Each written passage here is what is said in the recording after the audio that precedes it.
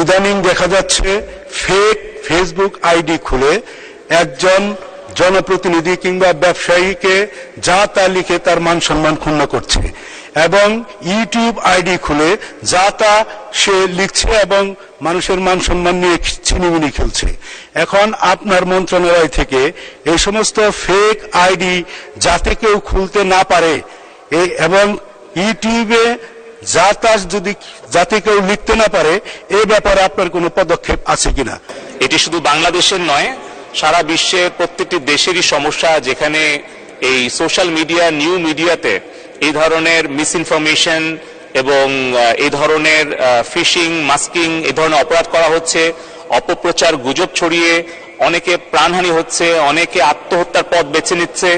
আমাদের যারা মাননীয় সংসদ সদস্য বা রাজনৈতিক নেতৃত্ব আছেন, তাদের বিরুদ্ধে তো অপপ্রচার হয়ই, অনেক সময় কিন্তু আমাদের ছাত্রী বোন, সন্তানদের, কন্যাদের, তাদেরও কিন্তু অনেক ধরনের ডিপ ফেক ভিডিও কিংবা ইমেজটাকে প্রসেস করে ফটোশপে কাজ করে এমন অনেক ধরনেরই অপপ্রচার বা মানহানিকর, আক্রমণাত্মক কন্টেন্ট সোশ্যাল মিডিয়া ছড়িয়ে দেওয়া হয়, যার জন্য কিন্তু অনেক ছাত্র ছাত্রী, কিশোরীদেরকে জীবন পর্যন্ত দিতে হয়েছে। তো সেই ক্ষেত্রেই কিন্তু প্রয়োজনে এবং সময়ের তাগিদে আমরা সাইবার সিকিউরিটি অ্যাক্ট প্রণয়ন করেছি, এবং যে কোনো কেউ যদি ক্ষতিগ্রস্ত হয় তাহলে সে আইনের আশ্রয় গ্রহণ করতে পারে, তার বিরুদ্ধে আইনগত ব্যবস্থা গ্রহণ করতে পারে। একই সাথে কিন্তু আমরা ফেসবুক, ইউটিউব, টিকটক সহ আমরা আমাদের বাংলাদেশ টেলিকমিউনিকেশন রেগুলেটরি কমিশন বিটিআরসির মাধ্যমে এই আইনের বলে আমরা প্রতিনিয়ত এই অভিযোগগুলো করে থাকি।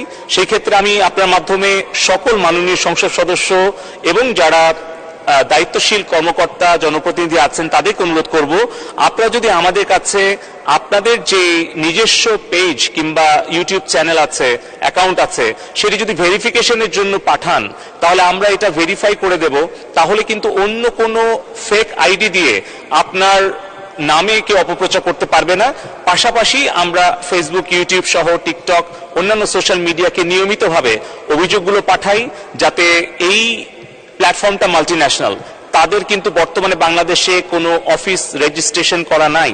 এটা আমরা বারবার বলছি, এই কারণেই কিন্তু পার্সোনাল ডেটা প্রোটেকশন অ্যাক্টটা প্রণয়নের উদ্যোগ নিয়েছি, যাতে বাংলাদেশের কোনো ব্যক্তির বা প্রতিষ্ঠানের কোনো তথ্য উপাত্ত যাতে সেই নাগরিকের অনুমতি ছাড়া কোনো প্রতিষ্ঠান যেন সে দেশের বাইরে না নিয়ে যেতে পারে এবং সে যাতে তার অনুমতি ছাড়া অপব্যবহার করতে না পারে। তো আমি আবারও অনুরোধ করব সবাইকে, তারা যেন ভেরিফাই করে নেন, এবং পাশাপাশি আমাদেরকে অভিযোগ করলে আমরা এর বিরুদ্ধে শক্ত ব্যবস্থা নিব এবং তাদেরকেও বাধ্য করব যাতে তারা নিজেরাও এই ধরনের ব্যবস্থাটা গ্রহণ করে। Thanks for watching this video. If you subscribe to my channels, like this video, comment and share what you think about it.